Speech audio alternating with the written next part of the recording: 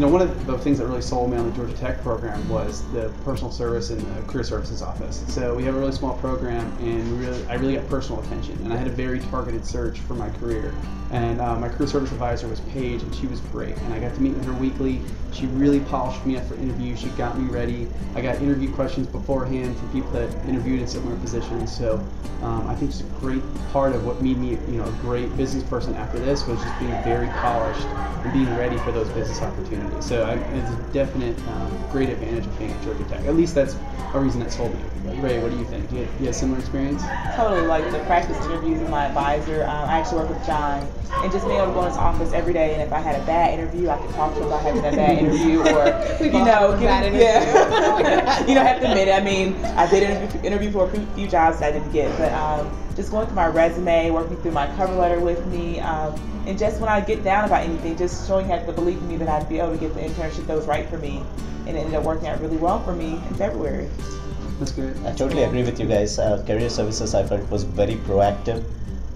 Before the program even started, when I was in India, I had a Skype session with my advisor, and we began working on my resume before the program started.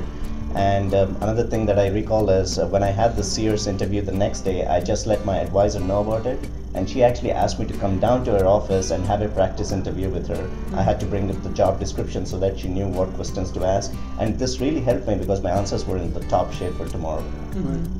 I had Barb. She was mine. I love Barb. I talked to Jim. I talked to everybody. Kind of used everybody's knowledge to get into the jobs I was looking for. But it felt very much like they gave those hints that I didn't realize, such as print out the articles so you can have the articles in front of you when you're talking to the company, so that they can see you've done your research.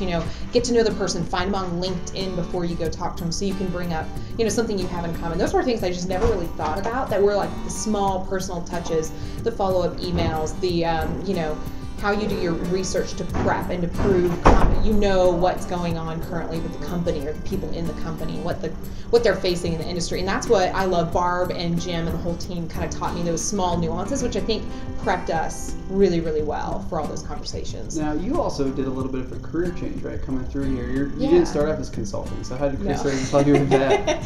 I didn't actually realize I was doing a career change until the middle of it. I came in as marketing and then went into consulting, and I know consulting, I'll be in many different service areas. I want to go wide. And when I suddenly said, hey, I really want to target this one company, they helped me find, using my strengths, how I could talk, how I could be of value to that company. And I think it was more through that angle. It was less scary doing a big change. I have strengths in that company, even if I'm not going to be doing specifically marketing.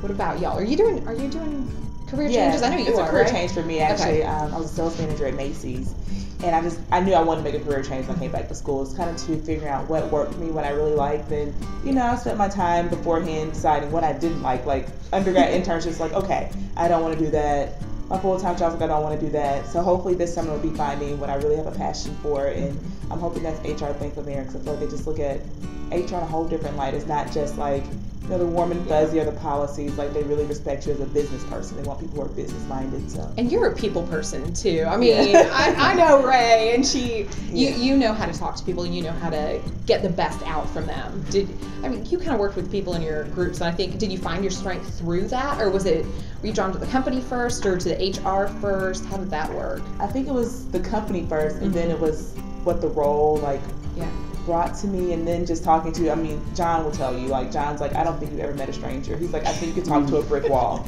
And I'm John, you're probably right, I could. But with the bank, it was really, I knew the bank recruited a lot here, so that was something that was really important to me. And then, I saw other roles that I could do with the bank, but when I got that, because they recruit heavy for a few other roles here. Yeah. But once I saw that this role came through, I was you know what, John, I think I'm going to apply for this one. That felt right. So these over here, so it all worked out for me. Well, David, you were thinking about going to finance, right? And then you went more into ops, is that right? Right, so I started off as a supply chain consultant before I came back to tech, and I wanted to see if I wanted to do a career change, and I thought it was great that I had a lot of options going into that first summer for my internship, and I was able to interview at a lot of different companies. Interviewed at some finance companies, an engineering company, and a few consulting companies in different areas. So I definitely had all those options open to me.